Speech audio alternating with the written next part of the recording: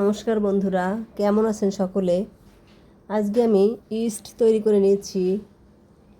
এত ভালো হয়েছে আমার ইস্টটা তৈরি, তাই আপনাদের সঙ্গে একটু শেয়ার করে নিলাম।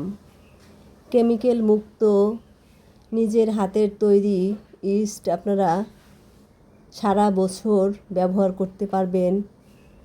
রোদে দেওয়ার কোনো ঝামেলাই কিন্তু থাকবে না, একবার বানিয়ে নিন।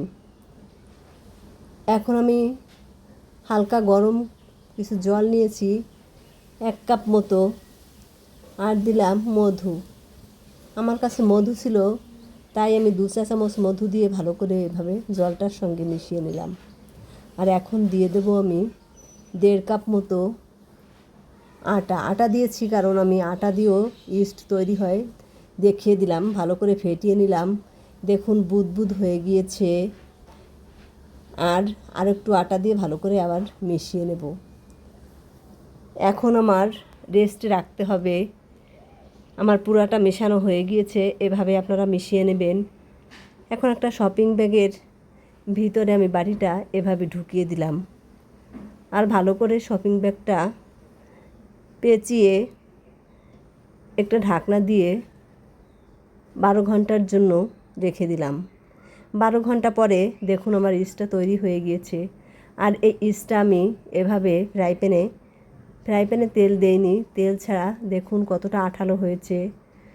সম্পূর্ণ ইস্ট এভাবে আমি রুটির মতো, মুসমুসে রুটির মতো তৈরি করে নেব। এভাবে একটা একটা করে অনেকটা ইস্ট আমি তৈরি করেছি। আর রুটিগুলো এইভাবে একটা আমি দেখিয়ে দিলাম, এভাবে মুসমুসে করে তৈরি করে আপনারা একটু ছোটো ছোটো করে ছিঁড়ে নেবেন। যখন ঠান্ডা হয়ে যাবে তখন আরও বেশি মুসমুসে হবে।